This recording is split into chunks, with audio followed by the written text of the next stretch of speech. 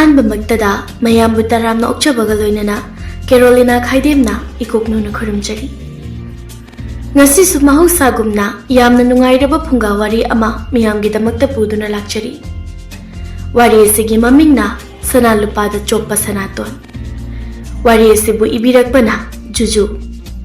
ꯍꯧꯖꯤꯛ ꯋꯥꯔꯤ ꯑꯁꯤ ꯍꯧꯖꯔꯛꯂꯒꯦ, ꯃꯌꯥꯝ ꯄꯨꯟꯅ ꯇꯥꯃꯤꯟꯅꯔꯁꯤ꯫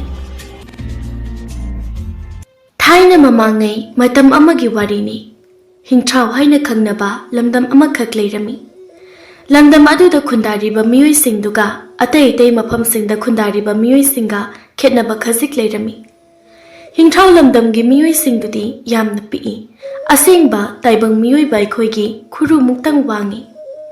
ꯆꯥꯎ ꯁꯥꯡꯕ ꯈꯦꯠꯅꯔꯕꯁꯨ ꯑꯇꯩ ꯑꯇꯩ ꯁꯛ ꯆꯨ, ꯁꯥꯖꯠ ꯂꯤꯆꯠ ꯑꯃꯗꯤ ꯐꯤꯖꯦꯠ ꯆꯥꯛꯆꯥꯁꯤꯡꯗꯨꯗꯤ ꯃꯈꯣꯏꯒ ꯇꯥꯏꯕꯪ ꯃꯤꯑꯣꯏꯕ ꯑꯩꯈꯣꯏꯒ ꯌꯥꯝꯅ ꯃꯥꯟꯅꯩ꯫ ꯈꯦꯠꯅꯕꯒꯤ ꯃꯁꯛ ꯀꯥ ꯍꯦꯟꯅ ꯎꯕ ꯐꯪꯗꯦ꯫ ꯍꯥꯏꯔꯤꯕ ꯈꯨꯎꯃꯨꯛꯇꯪ ꯋꯥꯡꯕ ꯃꯤꯑꯣꯏꯁꯤꯡꯗꯨꯒꯤ ꯑꯐꯕ ꯃꯒꯨꯟ ꯑꯃ ꯍꯥꯏꯔꯒꯗꯤ ꯃꯈꯣꯏꯁꯤꯡꯁꯤ ꯀꯥ ꯍꯦꯟꯅ ꯍꯩꯁꯤꯡꯏ, ꯋꯥꯈꯜ ꯃꯃꯨꯠ ꯇꯥꯅ ꯃꯨꯟꯅ ꯇꯔꯦꯠ ꯇꯔꯥ ꯊꯣꯛꯅ ꯈꯟꯕ ꯉꯝꯃꯤ꯫ ꯈꯨꯗꯛꯇ ꯃꯤꯀꯨꯞ ꯑꯃꯗ ꯈꯜꯂꯛꯄ ꯋꯥꯈꯜꯅ ꯂꯤꯆꯤꯡ ꯑꯣꯏꯗꯨꯅ ꯆꯠꯄꯒꯤ ꯍꯩꯅꯕꯤ ꯃꯈꯣꯏꯗ ꯂꯩꯇꯦ꯫ ꯍꯤꯡꯊ꯭ꯔꯥꯎ ꯂꯝꯗꯝꯒꯤ ꯃꯤꯑꯣꯏ ꯑꯄꯤꯛꯄꯁꯤꯡ ꯑꯗꯨ ꯃꯈꯣꯏ ꯑꯌꯥꯝꯕ ꯇꯨꯔꯦꯜ ꯈꯣꯡꯅꯨꯡ ꯑꯃꯒꯤ ꯈꯔ ꯄꯥꯛꯇꯛ ꯇꯧꯕ ꯖꯒꯥ ꯑꯃꯗ ꯄꯨꯟꯅ ꯈꯨꯟꯗꯥꯗꯨꯅ ꯂꯩꯃꯤꯟꯅꯩ꯫ ꯆꯥꯎꯔꯕ ꯏꯃꯨꯡ ꯃꯅꯨꯡ ꯑꯃꯒꯨꯝꯅ ꯑꯐ ꯐꯠꯇ ꯇꯥꯊꯣꯛ ꯇꯥꯁꯤꯟ ꯇꯧꯅꯗꯨꯅ ꯌꯥꯝꯅ ꯏꯪꯅ ꯆꯤꯛꯄ ꯄꯨꯟꯁꯤ ꯃꯍꯤꯡ ꯑꯃꯗ ꯄꯨꯟꯅ ꯍꯤꯡꯃꯤꯟꯅꯔꯝꯃꯤ꯫ ꯑꯐꯕ ꯂꯩꯔꯕꯗꯤ ꯐꯠꯇꯕ ꯂꯩ ꯍꯥꯏꯅꯩ꯫ ꯀꯥ ꯍꯦꯟꯅ ꯍꯩꯁꯤꯡꯂꯦ ꯍꯥꯏꯕꯒꯤ ꯃꯇꯤꯛ ꯃꯤ ꯑꯅꯦꯝꯕꯁꯤꯡꯗꯨ ꯁꯦꯜ ꯑꯃꯗꯤ ꯂꯟ ꯊꯨꯝꯁꯤꯡꯗ ꯀꯥ ꯍꯦꯟꯅ ꯃꯤꯇꯥ ꯈꯝꯗꯥꯔꯝꯃꯤ꯫ ꯑꯃꯗꯤ ꯃꯇꯧ ꯀꯔꯝꯅ ꯁꯦꯜ ꯌꯥꯝꯅ ꯇꯥꯟꯒꯅꯤ ꯑꯃꯗꯤ ꯂꯟ ꯊꯨꯝ ꯀꯔꯝꯅ ꯍꯦꯟꯒꯠꯍꯟꯒꯅꯤ ꯍꯥꯏꯕꯒꯤ ꯋꯥꯈꯜꯗ ꯋꯥꯈꯜ ꯊꯥꯗꯗꯨꯅ ꯑꯌꯥꯝꯕ ꯃꯇꯝꯗ ꯂꯩꯔꯝꯃꯤ꯫ ꯁꯦꯠꯄ ꯆꯥꯕ ꯅꯨꯡꯉꯥꯏꯊꯣꯛꯄ ꯍꯥꯏꯕꯒꯤ ꯋꯥꯈꯜ ꯑꯁꯤꯅ ꯇꯨꯡꯑꯣꯏꯅꯔꯝꯂꯒ ꯁꯦꯟ ꯇꯥꯟꯕ ꯑꯃꯗꯤ ꯂꯟ ꯊꯨꯝ ꯂꯦꯞꯁꯤꯟꯕ ꯍꯥꯏꯕ ꯋꯥꯈꯜ ꯑꯁꯤ ꯈꯛꯇꯅꯤ ꯃꯈꯣꯏꯅ ꯃꯔꯨ ꯑꯣꯏꯅ ꯈꯜꯂꯤꯕꯗꯤ꯫ ꯍꯥꯏꯔꯤꯕ ꯍꯤꯡꯊ꯭ꯔꯥꯎ ꯀꯧꯕ ꯂꯝꯗꯝ ꯑꯁꯤꯗ ꯄꯥꯔꯤ ꯑꯃꯗꯤ ꯊꯥꯖ ꯀꯧꯕ ꯃꯇꯩ ꯃꯅꯥꯎ ꯑꯃꯈꯛ ꯂꯩꯔꯝꯃꯤ꯫ ꯃꯈꯣꯏ ꯑꯅꯤ ꯂꯨꯍꯣꯡꯗꯨꯅ ꯆꯍꯤ 10 ꯍꯦꯟꯅ ꯂꯩꯔꯛꯂꯕ ꯑꯗꯨ ꯐꯥꯎꯕ ꯃꯃꯤꯠꯇ ꯃꯆꯥ ꯎꯕ ꯉꯝꯂꯝꯗꯦ꯫ ꯃꯆꯥ ꯎꯅꯤꯡꯕꯒꯤ ꯃꯩꯆꯥꯛꯅ ꯈꯥꯡꯕ ꯉꯝꯗ꯭ꯔꯗꯨꯅ ꯅꯣꯡꯃ ꯅꯨꯃꯤꯠ ꯑꯃꯗꯤ ꯄꯥꯔꯤ ꯑꯃꯗꯤ ꯊꯥꯖ ꯃꯈꯣꯏ ꯑꯅꯤꯗꯨ ꯍꯤꯡꯊ꯭ꯔꯥꯎ ꯂꯝꯗꯝ ꯑꯗꯨꯕꯨ ꯀꯣꯟꯕꯤꯔꯤꯕ ꯏꯕꯨꯙꯧ ꯄꯨꯌꯥꯝꯕꯒꯤ ꯂꯥꯏꯁꯪꯗ ꯂꯥꯛꯇꯨꯅ ꯃꯃꯤꯠꯇꯒꯤ ꯃꯄꯤ ꯇꯥꯕ ꯃꯈꯩ ꯃꯆꯥ ꯄꯤꯅꯕꯤꯌꯨ ꯍꯥꯏꯅ ꯅꯤꯖꯔꯝꯃꯤ꯫ ꯏꯕꯨꯙꯧ ꯄꯨꯌꯥꯝꯕ, ꯅꯆꯥ ꯅꯃꯧ ꯑꯣꯏꯕ ꯑꯩꯈꯣꯏ ꯑꯅꯤꯅ ꯉꯁꯤ ꯏꯕꯨꯙꯧꯒꯤ ꯂꯥꯏꯁꯪꯗ ꯂꯥꯛꯇꯨꯅ ꯏꯃꯤꯠꯇ ꯏꯆꯥ ꯑꯃꯇꯪ ꯑꯣꯏꯔꯕꯁꯨ ꯎꯍꯟꯕꯤꯌꯨ ꯍꯥꯏꯅ ꯅꯤꯖꯔꯤꯕ ꯑꯁꯦ ꯊꯨꯡꯍꯟꯕꯤꯌꯨꯀꯣ꯫ ꯆꯍꯤ 10 ꯏꯆꯥ ꯌꯥꯎꯗꯅ ꯂꯩꯔꯛꯄꯒꯤ ꯃꯩꯆꯥꯛ ꯑꯁꯦ ꯈꯥꯡꯕ ꯉꯝꯗ꯭ꯔꯦ, ꯊꯃꯣꯏꯁꯦ ꯄꯨꯕ ꯉꯝꯗ꯭ꯔꯦ꯫ ꯏꯆꯥ ꯎꯅꯤꯡꯕꯒꯤ ꯋꯥꯈꯜꯅ ꯑꯉꯥꯎꯕ ꯑꯉꯥꯎꯕꯤ ꯑꯣꯏꯗꯨꯅ ꯉꯥꯎꯗꯨꯅ ꯆꯠꯀꯗꯧꯔꯤ꯫ ꯑꯩꯈꯣꯏꯕꯨ ꯑꯃꯨꯛꯇꯗꯤ ꯏꯃꯤꯠꯇ ꯏꯆꯥ ꯎꯍꯟꯕꯤꯌꯨ ꯀꯩꯗꯧꯕꯒꯦ? ꯄꯨꯟꯁꯤꯗ ꯏꯕꯨꯙꯧꯒꯤ ꯁꯦꯕꯥ ꯃꯇꯨꯝ ꯂꯣꯝꯅ ꯇꯧꯕ ꯉꯝꯕ ꯑꯣꯏꯖꯒꯦ꯫ ꯑꯁꯨꯝꯅ ꯃꯈꯣꯏ ꯑꯅꯤꯅ ꯃꯃꯤꯠꯇꯒꯤ ꯃꯄꯤ ꯇꯥꯕ ꯃꯈꯩ ꯊꯃꯣꯏ ꯁꯦꯡꯅ ꯅꯤꯖꯔꯤꯕ ꯑꯗꯨ ꯎꯕꯗ ꯏꯕꯨꯙꯧ ꯄꯨꯌꯥꯝꯕꯅꯁꯨ ꯃꯈꯣꯏ ꯑꯅꯤꯕꯨ ꯆꯥꯟꯕꯤꯔꯝꯃꯤ꯫ ꯂꯣꯟꯊꯣꯛꯇꯕ ꯅꯨꯡꯅ ꯁꯥꯕ ꯏꯕꯨꯙꯧ ꯄꯨꯌꯥꯝꯕꯒꯤ ꯃꯨꯔꯇꯤ ꯑꯗꯨꯅ ꯃꯈꯣꯏ ꯑꯅꯤꯕꯨ ꯌꯥꯏꯐ ꯊꯧꯖꯥꯜ ꯄꯤꯔꯛꯂꯝꯃꯤ꯫ ꯅꯨꯃꯤꯠ ꯑꯗꯨꯗꯒꯤ ꯍꯧꯅ ꯊꯥꯖꯒꯤ ꯄꯤꯕꯨꯛꯅꯨꯡꯗ ꯑꯉꯥꯡ ꯎꯃꯅꯥꯎ ꯇꯝꯂꯝꯃꯤ꯫ ꯊꯥꯕꯨꯝ ꯃꯁꯤꯡ ꯁꯨꯔꯛꯂꯕꯗ ꯄꯥꯔꯤ ꯑꯃꯗꯤ ꯊꯥꯖ ꯃꯈꯣꯏ ꯑꯅꯤꯒꯤ ꯃꯃꯤꯠꯇ ꯃꯆꯥꯅꯨꯄꯥ ꯑꯃ ꯎꯕ ꯐꯪꯖꯔꯤ꯫ ꯃꯃꯥ ꯃꯄꯥ ꯑꯣꯏꯕ ꯃꯈꯣꯏ ꯑꯅꯤꯒꯤ ꯑꯃꯠꯇ ꯄꯣꯛꯆꯕ ꯃꯆꯥꯅꯤ꯫ ꯃꯇꯝ ꯁꯥꯡꯅ ꯉꯥꯏꯔꯛꯂꯕ ꯃꯇꯨꯡ ꯎꯕ ꯐꯪꯖꯕ ꯃꯆꯥꯅꯤ ꯍꯥꯏꯗꯨꯅ ꯃꯈꯣꯏ ꯑꯅꯤꯅ ꯃꯆꯥꯒꯤ ꯃꯃꯤꯡꯕꯨ ꯁꯅꯥꯇꯣꯟ ꯍꯥꯏꯅ ꯀꯧꯔꯝꯃꯤ꯫ ꯄꯥꯔꯤꯅ ꯑꯁꯨꯝꯅ ꯍꯥꯏꯔꯝꯃꯤ, ꯃꯃꯥ, ꯍꯧꯖꯤꯛꯇꯤ ꯑꯩꯈꯣꯏ ꯑꯅꯤꯅ ꯏꯃꯤꯠꯇ ꯏꯆꯥ ꯎꯕ ꯐꯪꯂꯔꯣꯏꯗ꯭ꯔꯥ ꯍꯥꯏꯅ ꯃꯤꯄꯥꯏꯔꯝꯕ ꯄꯥꯈꯠꯂꯝꯕꯁꯤꯡꯗꯣ ꯂꯣꯏꯅ ꯃꯥꯡꯈ꯭ꯔꯦꯗꯣ꯫ ꯂꯝꯗꯝ ꯑꯁꯤꯕꯨ ꯀꯣꯟꯕꯤꯔꯤꯕ ꯏꯕꯨꯙꯧ ꯄꯨꯌꯥꯝꯕꯅ ꯆꯥꯟꯕꯤꯗꯨꯅ ꯏꯃꯤꯠꯇ ꯅꯨꯡꯁꯤꯔꯕ ꯏꯆꯥꯅꯨꯄꯥ ꯑꯃ ꯎꯕ ꯐꯪꯖꯔꯦ꯫ ꯇꯥꯡꯅ ꯎꯕ ꯃꯤꯠꯀꯤ ꯃꯅꯤꯅꯤ ꯏꯆꯥꯁꯦ꯫ ꯃꯥꯒꯤ ꯃꯅꯤꯡ ꯊꯨꯡꯍꯟꯒꯗꯕꯅꯤ꯫ ꯃꯥꯅ ꯇꯧꯅꯤꯡꯕꯇ ꯇꯧꯖꯁꯅꯨ꯫ ꯑꯩꯈꯣꯏꯅ ꯑꯊꯤꯡꯕ ꯊꯝꯕ ꯌꯥꯗꯦꯀꯣ꯫ ꯆꯥꯒꯦ ꯍꯥꯏꯕꯗ ꯄꯤꯖꯒꯗꯕꯅꯤ, ꯂꯩꯕꯤꯌꯨ ꯍꯥꯏꯕ ꯄꯣꯠꯁꯛ ꯈꯨꯗꯤꯡ ꯂꯣꯏꯅ ꯂꯩꯕꯤꯒꯗꯕꯅꯤ꯫ ꯑꯩꯈꯣꯏ ꯑꯅꯤꯒꯤ ꯏꯔꯜ ꯏꯊꯨꯝꯁꯤꯡꯁꯦ ꯃꯥꯅ ꯀꯥꯏꯗꯨꯅ ꯆꯥꯍꯟꯒꯗꯕꯅꯤꯅꯦ꯫ ꯑꯩꯈꯣꯏꯅ ꯑꯊꯤꯡꯕ ꯊꯝꯕ ꯌꯥꯔꯣꯏꯅꯦ꯫ ꯊꯥꯖꯅ ꯈꯨꯝꯃꯤ,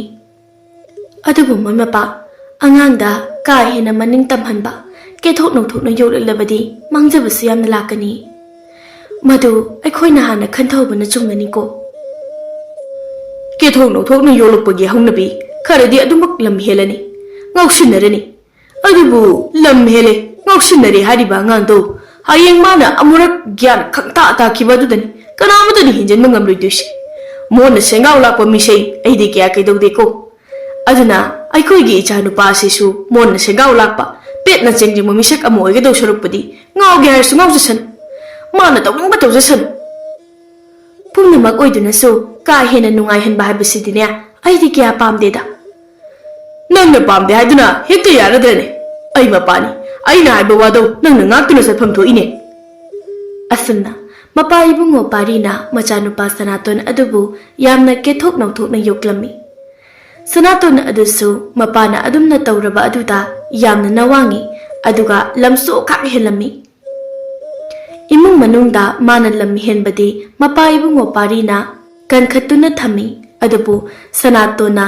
ꯏꯃꯨꯡ ꯂꯥꯟꯅ ꯂꯝ ꯍꯦꯜꯂꯨꯕ ꯃꯇꯝꯗ ꯂꯩꯀꯥꯏ ꯑꯗꯨꯒꯤ ꯑꯇꯣꯞꯄ ꯃꯤꯑꯣꯏꯁꯤꯡꯅ ꯁꯅꯥꯇꯣꯟꯕꯨ ꯅꯨꯡꯁꯤꯔꯝꯗꯦ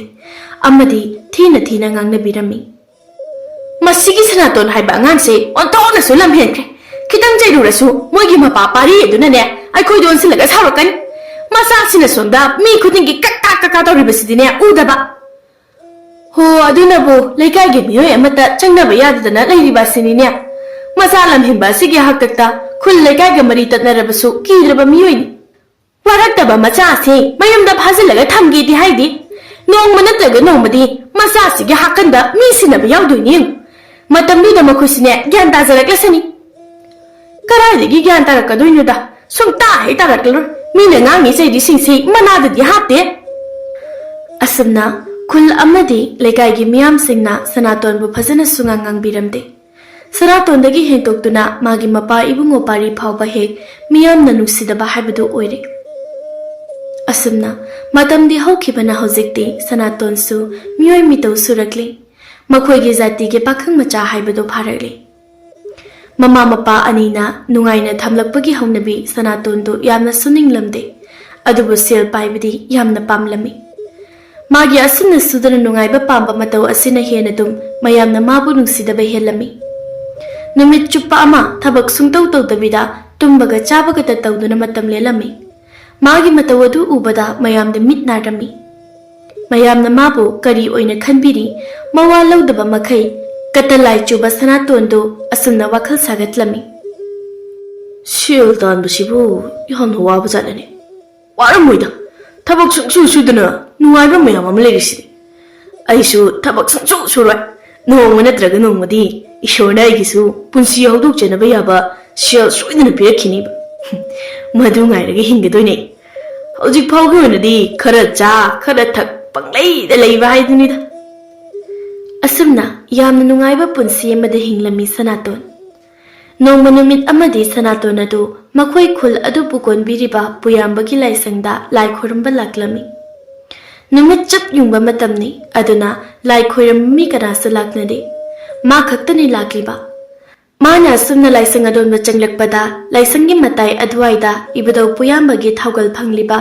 ꯃꯥꯏꯕꯁꯤꯡꯒꯤ ꯁꯪꯂꯦꯟ ꯑꯗꯨꯒꯤ ꯃꯄꯥ ꯌꯧꯔꯛꯄꯗ ꯃꯥꯏꯕ ꯑꯅꯤꯈꯛꯅ ꯁꯪꯂꯦꯟ ꯃꯅꯨꯡꯗ ꯖꯨꯖꯥ ꯇꯧꯅ ꯂꯣꯟꯅ ꯋꯥꯔꯤ ꯁꯥꯟꯅꯕ ꯑꯗꯨ ꯁꯅꯥꯇꯣꯟꯅ ꯇꯥꯔꯝꯃꯤ ꯏꯕꯨꯙꯧ ꯄꯨꯌꯥꯝꯕꯒꯤ ꯐꯝꯕꯥꯜ ꯑꯗꯨꯒꯤ ꯃꯈꯥꯗ ꯂꯩꯔꯤꯕ ꯄꯣꯠꯁꯛ ꯑꯗꯨ ꯂꯝꯗꯝ ꯑꯁꯤꯒꯤ ꯂꯩꯕꯥꯛ ꯃꯤꯌꯥꯝꯅ ꯌꯥꯝꯅ ꯃꯃꯜ ꯂꯩꯅ ꯂꯧꯅꯕ ꯄꯣꯠꯁꯛ ꯑꯁꯨꯛ ꯀꯨꯏꯅ ꯑꯩꯈꯣꯏꯅ ꯏꯕꯨꯙꯧ ꯄꯨꯌꯥꯝꯕꯒꯤ ꯊꯧꯒꯜ ꯐꯪꯂꯛꯄ ꯑꯁꯤꯗ ꯅꯣꯡꯃꯇ ꯈꯨꯠꯅ ꯁꯣꯛꯀꯦ ꯐꯥꯎꯕ ꯐꯪꯗꯦꯅꯦ ꯃꯌꯥꯝꯅ ꯃꯔꯨ ꯑꯣꯏꯅ ꯂꯣꯠꯇꯨꯅ ꯊꯝꯂꯤꯕ ꯄꯣꯠꯁꯛ ꯑꯗꯨ ꯀꯔꯤꯒꯨꯝꯕ ꯑꯃꯒꯤ ꯂꯤꯈꯨꯟ ꯇꯥꯛꯄ ꯄꯣꯠꯁꯛꯇꯤ ꯁꯣꯏꯗꯅ ꯑꯣꯏꯔꯝꯒꯅꯤ ꯃꯗꯨꯕꯨ ꯑꯃꯨꯛꯇꯪ ꯆꯪꯂꯒ ꯌꯦꯡꯂꯨꯕꯅ ꯐꯗꯣꯏꯖꯥꯠꯂꯣ ꯍꯧꯖꯤꯛ ꯃꯤ ꯀꯅꯥꯝꯇꯁꯨ ꯂꯩꯇꯦ ꯃꯁꯤꯒꯤ ꯇꯟꯖꯥꯁꯤ ꯃꯥꯡꯍꯟꯕꯗꯤ ꯆꯨꯝꯗꯦꯁꯦ ꯍꯧꯖꯤꯛꯇꯤ ꯇꯧꯒꯨꯝꯁꯤ ꯍꯌꯦꯡ ꯅꯨꯃꯤꯠ ꯑꯐꯕ ꯑꯃ ꯌꯦꯡꯂꯒ ꯍꯨꯔꯥꯟꯁꯤ ꯏꯕꯨꯙꯧ ꯄꯨꯌꯥꯝꯕꯁꯤ ꯌꯥꯝꯅ ꯂꯨꯕ ꯏꯁꯣꯔꯅꯤ ꯏꯕꯨꯙꯧꯅ ꯁꯥꯎꯔꯛꯇꯅ ꯀꯣꯟꯅ ꯑꯩꯈꯣꯏꯗ ꯇꯦꯛꯁꯤꯟ ꯍꯟꯖꯤꯜꯍꯜꯂꯕꯗꯤ ꯑꯩꯈꯣꯏꯒꯤ ꯑꯐꯕ ꯀꯩꯁꯨ ꯑꯣꯏꯔꯣꯏꯀꯣ ꯍꯣꯏꯅꯦ ꯅꯪꯅ ꯍꯥꯏꯔꯤꯕꯗꯨꯁꯨ ꯆꯨꯝꯃꯤ ꯀꯣꯟꯅ ꯅꯨꯃꯤꯠ ꯑꯐꯕ ꯑꯃ ꯌꯦꯡꯂꯒ ꯍꯨꯔꯥꯟꯕ ꯍꯥꯏꯗꯨꯅꯤꯗ ꯑꯁꯨꯝꯅ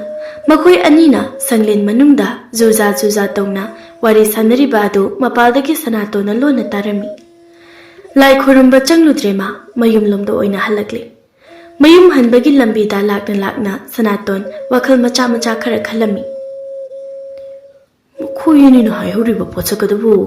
ꯀꯔꯤ ꯑꯣꯏꯔꯤꯖꯥꯠꯅꯣꯅꯦ ꯏꯕꯨꯙꯧ ꯄꯨꯌꯥꯝꯕꯒꯤ ꯐꯝꯕꯥꯜ ꯑꯗꯨꯒꯤ ꯍꯦꯛ ꯃꯈꯥꯗ ꯂꯩꯌꯦꯗꯤ ꯍꯥꯏ Kanana khangni sana khaujau lupa khaujau oirambaso atai miyoi singna phangdringai sida pochakado aina hana lahodaba yade ai yumda halaga wakal fajana amta khallukhigi asumna mayumda halakli Sanaton chak chani thakni khangdaba makai munna wakal tawre kari kamdauba haidana wakal munna khanba yaba khallaba matung ma phirep ama lepli ngasi natraga hayenge ahinga sidama Tomina ibudau puyambagi laisangda changduna phambal makhada leiriba pochakadu lauthok lepli numidangi matam yorakle mama mapa anina chingnadana bani haiduna ma chakadu fazana sathokle Sanatona wakal yamna nungaibagi mawongda monda amada leiba adu uraga mama ibema thasana asumna hanglaklami imagi Sanaton kaidorage nangbo Masaidagi nokpet ta tawduna leiriba dubo khaishu thodoba tawdide ima ado aisi taibang mapuna janbiba misak ama habado soidara oirgadabu mali nangdi kamdawna khangliba malem prithibi asida leiriba aikoi pumnamak taibang mapuna janbiba pamlibanine adubu laibak phaba miyoi khara adukhak janbikhibagi wan isadabu tasengna taibang mapu mana janbiba thoklabadi Imadi otong na sunungai kranida. Aina sum kanjabagi wani de ima. Masi magna aina hadisa chumme habagi wadinat. Pharima matam su thengkre ima su puthana batawbiro. Aisu tumlaki. Phare nungai na tum tholor. Asumna macha nupaga ngahak wari sanaram laba matung mama ibema thaza du thokirami. Ahinga thengma matam yaurakle taibang miyoi bapumba nungai na tumkhun tankraba matamni. Tanja aduda Sanaton magika adudagi tumhina thoraklami aduga yumadu thadoktuna laklami ibudau puyambagi laisang taba lambi adu kharadi sui adubu masada akiba mata phawdaba makhai laklami Sanaton adu asumna lakpana ibudau puyambagi laisang yaurakli tanja yengduna ma laisangi so phakaiduna manungna changnaklami aduga ibudau puyambagi phambalgi makhada makhutna matuna hairap yengi Ahanbada karisu thengnade kona thangda china yomba apapa pochak amakhak thengnerami pochak adu makhuna tak paiduna Sanaton laisang adudagi charaklami khongjel yangna yamna thuna asumna chelakpana makhoigi hingthrau lamdam adu hendorakli khara paktak toba lamhang amagi jagada Sanaton ehak phamduna pothai nongsungan fungan tawrakli hojikta Sanaton mane ibudau poyambagi Phambal makhadagi huralapa pochakadu lauthokuna yengi haigumdana apakpa chena amakhak oirami chena adu lamdam amadi mapham takpa chena ni chena adu na takli yaibi khul kawba lamdam amakhaki lambi chena adu da wahai ni irambagi matung inna yaibi khul kawba lamdam adu atangma makhagi sana lupa amadi mani mukta kaya phangba lamdam amakhakni Sanaton mapukningda sumna leplami Chino asida takliba lambi asigi matung induna chalaki yaibi khu khawba lamdam asibu hek yorubadi ai sana lupa amadi lanthum matik chana leba misak ama habado ai oirani ai hojimak yaibi khu lamdam yonana bachalaki asumna khudak aduda mikup aduda Sanaton do yaibi khu lamdam yonana balaklami chena aduda takliba lambi adugi matung induna Numit tarani hena changi Sanatona yaibi khullamdam adu yorakpada adubu yaibi khullamdam adugi saktam ubada Sanaton mana hana khalluriba sagatluriba wakal singdi loina arembada takre yaibi khu kawba lamdam aduda atai singthaningai oiba karisu leiramde maduda uriba hairagadi pakna tamna sandokliba marabumigi leingoi adu khaktani leingoi marak adudasu ngasidagi matam kharagi mamangda taibang miyoibasingna khundaduna leirambagi mami sutai Sanaton mana purakpa chena aduda amuk yengi chena aduda iduna takliba mafam amadi jaga khudimakti marabumigi leingoi loina kupsinduna leiramni karino amata khangdokpa ngamlaroi hojikti Sanaton mapukningda amuk khali asumna hera ai lakyang mafam asida laklibani sidabu mu ngai thire haiduna yumda kidro halo khong bu mai kaida pangchat charadan aduga taning mafam ama maina tajara shat mafam aduna agi khongchara sigi panthung phamoiradamne Asumna khanduna Sanatondu mana ningjaramba manglan kaikhibadugidamakta sauningba amadi nungaitaba ani punna makhungna puba maikaida sum laklami. Sanatona lepa leita sum lakpana ithilpham haina khangnaba landam adu yaugadaba marabumugi saru khajik khakta ngairami.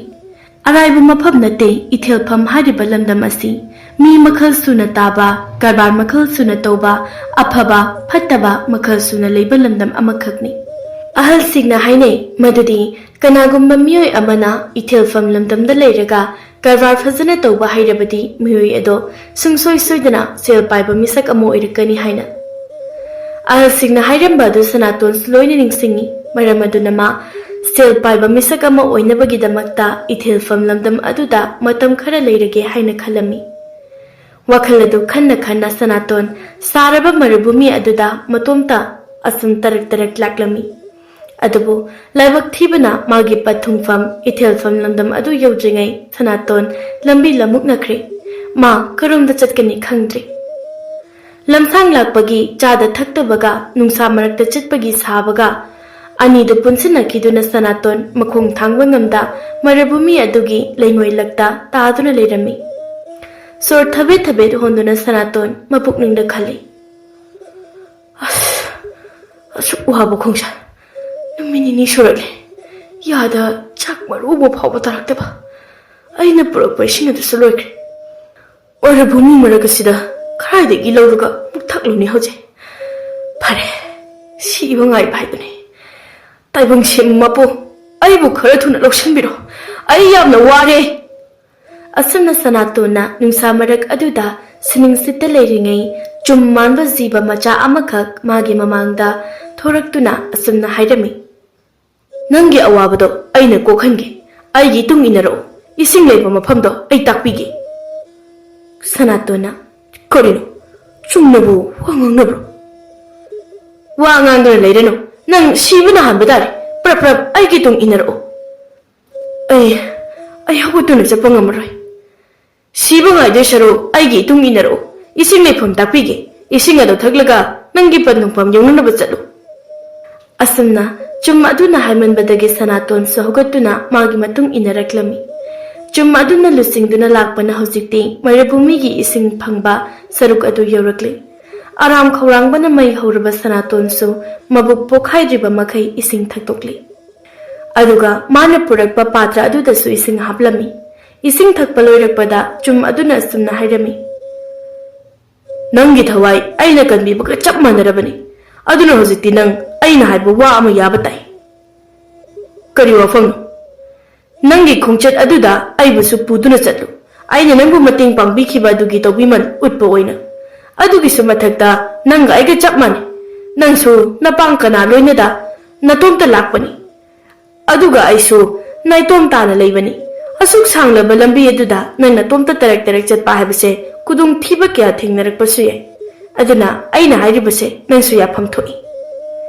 Chummaduna hairakliba wahaidu Sanaton munna khali aduga kona thangda yaraklami. Makhoyani yanaba adugi matung ina Sanatona chum adubu magi tungda porakliba khaw aduda haptuna pusili. Aduga lambida makhoyani wari sana sanadana asum laklami. Nangcha chum morasu nabuk na pau yamna phai. Nangbu thengnaba aigi laibak phaba haibadu oi. Ngasi kauba numit asidagi aina nangi koloi minglenbu Kangba haina kaurabani. Ngasidagi aikhoini chanaba marup haibado oiradabani ko. Asumna Sanaton amadi magi marup kangba kauba chumma aduga loinana ithilpham kauba landam adu tamna laklami. Hajikti kangbana magi khungburoi oire makhoi ani wari sana sanaduna lakmine awabasu khanghaudre aduga lambi adusi hena tensilakpagumna jara jara chatli. Lambi chatna chatna Sanatona chumma aduda hairami. Aigi punsigi pandamdi sel paiba lanthum wata padaba misak ama oiba habisini. Hoi ai ahanbadadi yamna suningdi katalai chuba wadana nungaiba pama misak ama oiram. Adubu ai hojikti madugi wakhalada thadokre. Hojik phawba ai loina ningsinglibani aigi lamdam maduda leiba khunjasina aigi maramda thina thina ngangnakhibasingdu adudasu natana aigi pabungbusu makoina wotnunduna ngangbi. Hoi chumi ngangkhomsu thoi maramdi aise ꯌꯥꯝꯅ ꯂꯝꯍꯦꯟꯕ ꯀꯠꯇ ꯂꯥꯏꯆꯨꯕ ꯃꯤꯁꯛ ꯑꯃ ꯑꯣꯏꯔꯦ ꯑꯗꯨꯕꯨ ꯑꯩꯅ ꯃꯇꯤꯛ ꯆꯥꯕ ꯁꯦꯜ ꯑꯃꯗꯤ ꯂꯟ ꯊꯨꯝ ꯃꯔꯥꯡ ꯀꯥꯏꯅ ꯂꯩꯕ ꯃꯤꯁꯛ ꯑꯃ ꯑꯣꯏꯔꯒ ꯑꯩꯒꯤ ꯈꯨꯟꯖꯥꯁꯤꯡꯒꯤ ꯑꯋꯥꯕ ꯀꯣꯛꯍꯟꯒꯅꯤ ꯑꯩꯒꯤ ꯏꯊꯧꯅ ꯊꯕꯛꯅ ꯎꯠꯀꯅꯤ ꯑꯩꯁꯦ ꯑꯐꯕ ꯃꯤꯅꯤ ꯍꯥꯏꯕꯗꯣ ꯌꯥꯝꯅ ꯆꯨꯝꯕ ꯋꯥꯐꯝꯅꯤ ꯂꯃꯟ ꯈꯨꯝꯒꯗꯣꯏ ꯁꯔꯨꯛꯄꯨꯗꯤ ꯃꯈꯣꯏꯗ ꯃꯁꯥꯅ ꯃꯁꯥꯗ ꯏꯀꯥꯏꯕ ꯄꯤꯕ ꯑꯗꯨꯅ ꯍꯦꯟꯅ ꯃꯇꯤꯛ ꯆꯥꯏ ꯑꯁꯨꯝꯅ ꯁꯨꯝ ꯂꯥꯛꯄꯗ ꯋꯥꯔꯗꯨꯅ ꯉꯥꯏꯍꯥꯛ ꯐꯝꯂꯒ ꯄꯣꯊꯥꯏ ꯃꯇꯝ ꯑꯗꯨꯗ ꯎꯔꯤ ꯃꯥꯅ ꯉꯁꯥꯏ ꯈꯥꯎꯗ ꯍꯥꯞꯂꯒ ꯄꯨꯔꯛꯈꯤꯕ ꯆꯨꯝ ꯑꯗꯨ ꯌꯥꯝꯅ ꯊꯨꯅ ꯆꯥꯎꯈꯠꯂꯝꯕ ꯑꯗꯨꯗ ꯀꯩꯒꯤꯅꯣ ꯅꯪꯅ ꯑꯁꯨꯛ ꯌꯥꯝ ꯊꯨꯅ ꯆꯥꯎꯔꯤꯗꯤ ꯅꯣꯡꯃꯈꯛꯀꯤ ꯃꯅꯨꯡꯁꯤꯗ ꯑꯁꯨꯛ ꯊꯨꯅ ꯆꯥꯎꯕ ꯍꯧꯅꯕ꯭ꯔꯣ ꯃꯁꯤꯗꯤ ꯑꯩꯈꯣꯏ ꯖꯥꯇꯤꯒꯤ ꯍꯧꯅꯕꯤꯅꯤ ꯁꯤꯗꯒꯤ ꯍꯦꯟꯅ ꯌꯥꯝꯅ ꯊꯨꯅ ꯆꯥꯎꯔꯛꯈꯤꯅꯤ ꯑꯩꯗꯤ ꯍꯥꯏꯅ ꯁꯅꯥꯇꯣꯟꯒꯤ ꯀꯥꯡꯕ ꯀꯧꯕ ꯆꯨꯝ ꯑꯗꯨ ꯌꯥꯝꯅ ꯊꯨꯅ ꯑꯉꯛꯄ ꯃꯑꯣꯡꯗ ꯆꯥꯎꯈꯠꯂꯛꯂꯤ ꯍꯧꯖꯤꯛꯇꯤ ꯆꯨꯝ ꯑꯗꯨꯅ ꯁꯅꯥꯇꯣꯟꯗꯒꯤ ꯍꯦꯟꯅ ꯆꯥꯎꯔꯛꯀꯗꯧꯔꯦ ꯑꯁꯨꯝꯅ ꯃꯈꯣꯏ ꯑꯅꯤ ꯂꯣꯏꯅꯔꯛꯄ ꯊꯥ 3-4 ꯁꯨꯔꯛꯄ ꯑꯁꯤꯗ ꯀꯥꯡꯕ ꯀꯧꯕ ꯆꯨꯝ ꯑꯗꯨꯒꯤ ꯃꯁꯥ ꯑꯗꯨ ꯀꯥ ꯍꯦꯟꯅ ꯆꯥꯎꯈ꯭ꯔꯦ ꯁꯒꯣꯜ ꯑꯃꯒ ꯆꯥꯎꯕ ꯃꯥꯟꯅꯔꯦ ꯅꯣꯡꯃꯗꯤ ꯁꯅꯥꯇꯣꯟꯅ ꯂꯝꯁꯥꯡ ꯆꯠꯄꯒꯤ ꯋꯥꯕ ꯑꯗꯨ ꯎꯕꯗ ꯀꯥꯡꯕ ꯀꯧꯕ ꯆꯨꯝ ꯑꯗꯨꯅ ꯁꯨꯝꯅ ꯍꯥꯏꯔꯛꯂꯝꯃꯤ ꯅꯪꯅ ꯋꯥꯅ ꯊꯔꯦꯛ ꯅꯥꯔꯦꯛ ꯆꯠꯄꯗꯣ ꯑꯩ ꯌꯦꯡꯕ ꯉꯝꯗ꯭ꯔꯦ ꯑꯗꯨꯒꯤ ꯁꯔꯨ ꯑꯩꯒꯤ ꯏꯊꯛ ꯑꯁꯤꯗ ꯀꯥꯔꯛꯂꯦ ꯑꯩꯅ ꯅꯪꯕꯨ ꯄꯨꯗꯨꯅ ꯆꯠꯂꯒꯦ ꯃꯇꯝ ꯑꯃꯗ ꯅꯪꯅ ꯑꯩꯕꯨ ꯅꯪꯒꯤ ꯅꯥꯡꯒꯟꯗ ꯄꯨꯗꯨꯅ ꯆꯠꯈꯤꯕꯗꯨꯒꯤ ꯂꯃꯟ ꯁꯤꯡꯂꯒꯦ ꯑꯁꯨꯝꯅ ꯂꯝꯁꯥꯡ ꯆꯠꯄꯗ ꯋꯥꯔꯛꯄ ꯃꯇꯝꯗ ꯁꯅꯥꯇꯣꯟꯅ ꯃꯥꯒꯤ ꯀꯥꯡꯕ ꯀꯧꯕ ꯆꯨꯝ ꯑꯗꯨꯒꯤ ꯃꯊꯛꯇ ꯇꯣꯡꯈꯠꯇꯨꯅ ꯃꯔꯚꯨꯃꯤ ꯑꯗꯨꯗ ꯂꯥꯛꯂꯝꯃꯤ ꯑꯄꯨꯟꯕꯅ ꯄꯥꯡꯒꯜ ꯑꯣꯏ ꯍꯥꯏꯕꯗꯨ ꯃꯈꯣꯏ ꯑꯅꯤꯅ ꯎꯠꯂꯔꯦ ꯃꯈꯣꯏ ꯑꯅꯤꯒꯤ ꯂꯝꯕꯤꯗ ꯊꯦꯡꯅꯔꯛꯄ ꯈꯨꯗꯣꯡꯊꯤꯕ ꯈꯨꯗꯤꯡꯃꯛ ꯃꯈꯣꯏ ꯑꯅꯤ ꯆꯪꯅ ꯃꯥꯌꯣꯛꯅꯔꯝꯃꯤ ꯐꯅ ꯋꯥꯔꯕ ꯃꯇꯝ ꯑꯣꯏꯔꯕꯁꯨ ꯃꯈꯣꯏ ꯑꯅꯤ ꯑꯃꯅ ꯑꯃꯕꯨ ꯁꯨꯡꯊꯥ ꯊꯥꯗꯣꯛꯅꯔꯝꯗꯦ ꯑꯗꯨꯕꯨ ꯍꯥꯏꯅꯩ ꯇꯥꯏꯕꯪ ꯃꯤꯑꯣꯏꯕ ꯑꯩꯈꯣꯏꯒꯤ ꯑꯋꯥꯕ ꯁꯔꯨꯛꯅ ꯂꯝ ꯌꯧꯅ ꯁꯥꯡꯏ ꯑꯗꯨꯒ ꯅꯨꯡꯉꯥꯏꯕ ꯁꯔꯨꯛꯅ ꯈꯨꯖꯤꯟ ꯈꯨꯃꯥꯏꯃꯨꯛꯇ ꯄꯥꯛꯏ ꯁꯅꯥꯇꯣꯟ ꯑꯃꯗꯤ ꯃꯥꯒꯤ ꯀꯥꯡꯕ ꯀꯧꯕ ꯆꯨꯝ ꯑꯗꯨꯒꯤ ꯑꯋꯥꯕ ꯁꯔꯨꯛꯁꯨ ꯌꯧꯔꯛꯂꯤ ꯃꯈꯣꯏ ꯑꯅꯤꯅ ꯅꯥꯀꯟ ꯅꯥꯀꯟ ꯂꯝꯕꯤ ꯑꯗꯨꯗ ꯋꯥꯔꯤ ꯁꯥꯅꯗꯨꯅ ꯂꯩꯔꯤꯉꯩ ꯃꯔꯚꯨꯃꯤ ꯑꯗꯨꯗ ꯑꯀꯟꯕ ꯅꯣꯡꯂꯩ ꯅꯨꯡꯁꯤꯠ ꯑꯃ ꯁꯤꯜꯂꯛꯂꯝꯃꯤ ꯂꯩꯉꯣꯏꯁꯤꯡꯅ ꯑꯇꯤꯌꯥ ꯄꯛꯅ ꯋꯥꯡꯅ ꯄꯥꯏꯈꯠꯇꯨꯅ ꯌꯦꯡꯕꯗ ꯑꯀꯤꯕꯒꯤ ꯁꯛꯇꯝ ꯑꯣꯏꯍꯜꯂꯤ ꯃꯈꯣꯏ ꯑꯅꯤꯅ ꯅꯥꯀꯟ ꯅꯥꯀꯟ ꯂꯝꯕꯤ ꯑꯗꯨꯗ ꯋꯥꯔꯤ ꯁꯥꯅꯗꯨꯅ ꯂꯩꯔꯤꯉꯩ ꯃꯔꯚꯨꯃꯤ ꯑꯗꯨꯗ ꯑꯀꯟꯕ ꯅꯣꯡꯂꯩ ꯅꯨꯡꯁꯤꯠ ꯑꯃ ꯁꯤꯔꯛꯂꯝꯃꯤ ꯂꯩꯉꯣꯏꯁꯤꯡꯅ ꯑꯇꯤꯌꯥ ꯄꯛꯅ ꯋꯥꯡꯅ ꯄꯥꯏꯈꯠꯇꯨꯅ ꯌꯦꯡꯕꯗ ꯑꯀꯤꯕꯒꯤ ꯃꯁꯛ ꯑꯣꯏꯍꯜꯂꯤ ꯑꯁꯨꯝꯅ ꯅꯣꯡꯂꯩ ꯅꯨꯡꯁꯤꯠ ꯑꯗꯨꯅ ꯃꯔꯝ ꯑꯣꯏꯔꯒ ꯁꯅꯥꯇꯣꯟ ꯑꯃꯗꯤ ꯃꯥꯒꯤ ꯀꯥꯡꯕ ꯀꯧꯕ ꯆꯨꯝ ꯑꯅꯤ ꯑꯗꯨ ꯂꯝꯕꯤ ꯃꯥꯡꯅꯈ꯭ꯔꯦ ꯃꯊꯣꯡ ꯃꯔꯝ ꯈꯪꯗ꯭ꯔꯦ ꯀꯅꯥꯅ ꯀꯗꯥꯏꯗ ꯆꯠꯈ꯭ꯔꯕ ꯀꯔꯤꯁꯨ ꯈꯪꯗ꯭ꯔꯦ ꯃꯔꯚꯨꯃꯤꯒꯤ ꯑꯀꯟꯕ ꯅꯣꯡꯂꯩ ꯅꯨꯡꯁꯤꯠ ꯑꯗꯨꯅ ꯍꯦꯛ ꯇꯞꯊꯈꯤꯕꯒ ꯁꯅꯥꯇꯣꯟꯅꯁꯨ ꯃꯥꯒꯤ ꯀꯥꯡꯕ ꯀꯧꯕ ꯆꯨꯝ ꯑꯗꯨꯕꯨ ꯀꯗꯥꯏꯗ ꯂꯩꯈ꯭ꯔꯕꯅꯣ ꯍꯥꯏꯅ ꯀꯣꯏꯊꯤ ꯊꯤꯔꯝꯃꯤ ꯑꯗꯨꯕꯨ ꯐꯪꯕ ꯀꯧꯕ ꯂꯩꯇ꯭ꯔꯦ ꯐꯪꯗ꯭ꯔꯦ ꯍꯥꯏꯗꯨꯅ ꯃꯥ ꯃꯁꯥꯗ ꯅꯤꯡꯍꯟꯅꯕ ꯐꯥꯎꯗꯦ ꯃꯥꯅ ꯉꯝꯂꯤꯕ ꯃꯈꯩ ꯀꯣꯏꯆꯠ ꯆꯠꯇꯨꯅ ꯀꯥꯡꯕ ꯀꯧꯕ ꯆꯨꯝ ꯑꯗꯨ ꯊꯤꯔꯦ ꯑꯁꯨꯝꯅ ꯀꯥꯡꯕ ꯊꯤꯅ ꯊꯤꯅ ꯁꯅꯥꯇꯣꯟꯒꯤ ꯄꯨꯔꯛꯄ ꯆꯥꯅ ꯊꯛꯅꯕ ꯄꯣꯠꯂꯝꯁꯤꯡ ꯑꯗꯨꯗꯤ ꯃꯌꯦꯡ ꯇꯥꯊꯔꯛꯂꯤ ꯀꯥꯡꯕꯕꯨ ꯐꯪꯕ ꯀꯧꯕ ꯂꯩꯇ꯭ꯔꯕ ꯑꯗꯨꯗ ꯀꯣꯟꯅ ꯊꯪꯗ ꯁꯅꯥꯇꯣꯟ ꯃꯁꯥꯗ ꯋꯥꯔꯦꯞ ꯑꯃ ꯂꯧꯖꯔꯦ ꯑꯁꯨꯛ ꯀꯨꯏꯅ ꯑꯩꯅ ꯅꯪꯕꯨ ꯊꯤꯔꯛꯄ ꯐꯪꯕ ꯀꯧꯕ ꯂꯩꯇ꯭ꯔꯦ ꯃꯐꯝ ꯈꯨꯗꯤꯡ ꯀꯣꯆꯤꯟ ꯀꯣꯌꯥ ꯈꯨꯗꯤꯡ ꯆꯪꯗꯨꯅ ꯅꯪꯕꯨ ꯊꯤꯔꯦ ꯑꯩ ꯅꯪꯕꯨ ꯅꯨꯡꯁꯤꯗꯕꯗꯤ ꯅꯠꯇꯦ ꯀꯥꯡꯕ ꯑꯗꯨꯕꯨ ꯑꯩꯒꯤ ꯆꯥꯅ ꯊꯛꯅꯅꯕ ꯄꯣꯠꯂꯝꯁꯤꯡꯁꯨ ꯑꯃꯠꯇ ꯂꯩꯔꯛꯇ꯭ꯔꯦ ꯑꯗꯨꯅ ꯑꯩꯒꯤ ꯊꯋꯥꯏ ꯍꯤꯡꯅꯕꯒꯤꯗꯃꯛꯇ ꯑꯩꯁꯨ ꯑꯩꯒꯤ ꯄꯟꯊꯨꯡꯐꯝ ꯑꯣꯏꯔꯤꯕ ꯏꯊꯦꯜꯐꯝ ꯀꯧꯕ ꯂꯝꯗꯝ ꯑꯗꯨꯗ ꯆꯠꯂꯒꯦꯀꯣ ꯃꯇꯧ ꯑꯁꯨꯝ ꯇꯧꯅ ꯁꯅꯥꯇꯣꯟꯗꯨ ꯀꯥꯡꯕꯒꯤ ꯋꯥꯈꯜ ꯇꯨꯡꯑꯣꯏꯅꯔꯝꯂꯒ ꯏꯊꯦꯜꯐꯝ ꯀꯧꯕ ꯂꯝꯗꯝ ꯑꯗꯨꯗ ꯃꯥꯒꯤ ꯄꯨꯟꯁꯤ ꯂꯦꯞꯅꯕꯒꯤꯗꯃꯛꯇ ꯈꯣꯡꯁꯥꯟꯈꯤꯔꯝꯃꯤ ꯃꯇꯝ ꯈꯔ ꯂꯩꯔꯒ ꯁꯅꯥꯇꯣꯟꯁꯨ ꯏꯊꯦꯜꯐꯝ ꯀꯧꯕ ꯂꯝꯗꯝ ꯑꯗꯨꯗ ꯊꯨꯡꯂꯔꯦ ꯍꯦꯛ ꯌꯧꯕꯒ ꯃꯥ ꯍꯤꯡꯅꯅꯕ ꯍꯥꯏꯗꯨꯅ ꯃꯤꯒꯤ ꯊꯕꯛ ꯁꯨꯕ ꯌꯥꯎꯔꯝꯃꯤ ꯃꯗꯨꯗꯒꯤ ꯐꯪꯂꯛꯄ ꯁꯦꯜꯁꯤꯡꯗꯨꯅ ꯀꯔꯕꯥꯔ ꯃꯆꯥ ꯃꯆꯥ ꯇꯧꯕ ꯍꯧꯔꯛꯂꯤ ꯍꯧꯖꯤꯛꯇꯤ ꯁꯅꯥꯇꯣꯟ ꯂꯝꯗꯝ ꯑꯗꯨꯗ ꯃꯥꯒꯤ ꯄꯨꯟꯁꯤꯒꯤ ꯂꯝꯕꯤ ꯂꯦꯞꯅꯕ ꯍꯣꯠꯅꯖꯔꯦ ꯆꯍꯤ ꯈꯔꯒꯤ ꯃꯇꯨꯡꯅꯤ ꯂꯧꯁꯤꯡ ꯂꯩꯕ ꯁꯅꯥꯇꯣꯟꯅ ꯑꯣꯟꯊꯣꯛꯄꯒꯤ ꯄꯥꯝꯕꯩ ꯑꯃ ꯁꯤꯖꯤꯟꯅꯗꯨꯅ ꯁꯦꯜ ꯌꯥꯝꯅ ಲಾಯ್ꯅ ꯇꯥꯟꯕ ꯍꯧꯔꯛꯂꯝꯃꯤ ꯃꯇꯝ ꯑꯗꯨꯗ ꯏꯊꯦꯜꯐꯝ ꯂꯝꯗꯝ ꯑꯗꯨꯗ ꯂꯩꯕ ꯒꯨꯟꯗꯥ ꯗꯥꯀꯨ ꯈꯣꯡꯕꯨꯁꯤꯡꯒꯤ ꯃꯔꯛꯇ ꯃꯥꯅ ꯀꯛꯁꯥꯕꯤ ꯁꯥꯗꯨꯅ ꯑꯃꯒꯤ ꯄꯥꯎ ꯑꯃꯗ ꯇꯝ ꯑꯇꯣꯞꯄ ꯑꯃꯒꯤ ꯄꯥꯎ ꯑꯃꯗ ꯑꯃꯨꯛ ꯇꯝ ꯇꯧꯗꯨꯅ ꯌꯥꯝꯅ ꯂꯥꯏꯕ ꯃꯑꯣꯡꯗ ꯁꯦꯜ ꯇꯥꯜꯂꯝꯃꯤ ꯑꯁꯨꯝꯅ ꯌꯥꯝꯅ ꯅꯨꯡꯉꯥꯏꯕ ꯄꯨꯟꯁꯤ ꯃꯍꯤꯡ ꯑꯃꯗ ꯁꯅꯥꯇꯣꯟ ꯍꯤꯡꯈ꯭ꯔꯦ ꯆꯥꯅꯤꯡꯕꯇ ꯆꯥ ꯁꯦꯠꯅꯤꯡꯕꯇ ꯁꯦꯠ ꯇꯧꯗꯨꯅ ꯍꯤꯡꯕꯅ ꯃꯥꯒꯤ ꯃꯇꯝ ꯑꯃꯒꯤ ꯃꯔꯨꯞ ꯀꯥꯡꯕ ꯀꯧꯕ ꯆꯨꯝ ꯑꯗꯨꯒꯤ ꯃꯔꯝꯗ ꯃꯥ ꯇꯞꯅ ꯇꯞꯅ ꯀꯥꯎꯊꯣꯛꯄ ꯍꯧꯔꯛꯂꯤ Sanatonsu magi haija singjaba wakhal lauseng puthoktuna sel tanbana hojikti lanthum marang kaina leiba misaka ma haibadu rakadauri marak tasu Sanatondu aphauba maming leiraba satanba miyoi kangpu amaga punduna maravumi eduda chatlaga achau jiba amadi hingchai yaitamba kaya hatpa haurakli nongma numit amadi makoina satanba chatlamdai kangpu adugi luchingbana makoida sumna hairami ꯑꯩꯈꯣꯏꯅ ꯉꯁꯤ ꯐꯥꯒꯗꯕ ꯁꯥꯁꯤꯗꯤ ꯆꯨꯝꯒꯤ ꯃꯑꯣꯡ ꯃꯥꯟꯕ ꯑꯆꯧꯕ ꯁꯥ ꯑꯃꯈꯛꯅꯤ ꯍꯥꯏꯔꯤꯕ ꯁꯥꯁꯦ ꯌꯦꯡꯕꯗ ꯑꯇꯩ ꯁꯥꯁꯤꯡꯗꯒꯤ ꯇꯣꯞ ꯇꯣꯞꯄꯅꯤ ꯃꯥꯒꯤ ꯈ꯭ꯋꯥꯏꯗꯒꯤ ꯑꯇꯥꯡꯕ ꯃꯒꯨꯟ ꯍꯥꯏꯔꯒꯗꯤ ꯁꯥꯗꯣ ꯑꯇꯩ ꯖꯤꯕꯁꯤꯡꯗꯒꯤ ꯁꯛꯇꯤ ꯆꯤꯡꯊꯣꯛꯄ ꯉꯝꯕ ꯑꯗꯨꯅꯤ ꯉꯁꯤꯃꯛ ꯑꯩꯈꯣꯏ ꯁꯥ ꯑꯗꯨꯕꯨ ꯐꯪꯅꯅꯕ ꯊꯤꯒꯗꯕꯅꯤ ꯉꯁꯤꯗꯒꯤ ꯆꯍꯤ ꯈꯔꯒꯤ ꯃꯃꯥꯡꯗ ꯑꯩꯈꯣꯏꯅ ꯁꯥ ꯑꯗꯨꯕꯨ ꯐꯪꯅꯅꯕ ꯊꯤꯔꯛꯄꯗ ꯐꯪꯕ ꯀꯧꯕ ꯂꯩꯈꯤꯗꯦ asumna sadanba mayam aduna sa adubu phangdaba yade khana yamna kanna thirami makhoi mayam gi leizaba upai sakti amadi pangal thauna puthoktuna hairiba chumman ba sa adu phanna bu honarami makhoi mayam changna punna thiminabadagi kona thangda chumman ba sa makhal achoba makhak makhoina phaba ngamlami sa adu phaba Sanaton yawna sadanba makhoi mayam do harawa phungdoklami odong nuai de ko horindi lucingbana ꯑꯩꯈꯣꯏꯒꯤ ꯁꯦꯜ ꯃꯌꯥꯝ ꯑꯃ ꯄꯤꯔꯛꯂꯦ ꯁꯦꯜꯁꯤꯡꯗꯨ ꯄꯨꯔꯒ ꯑꯩꯗꯤ ꯌꯨꯝꯗ ꯆꯠꯂꯅꯤ ꯑꯩꯁꯨ ꯁꯦꯜ ꯑꯃ ꯃꯐꯝ ꯈꯪꯅ ꯂꯥꯛꯄ ꯉꯥꯏꯔꯕꯅꯤ ꯍꯣꯔꯦꯟꯗꯤ ꯃꯐꯝ ꯈꯪꯂꯅꯤ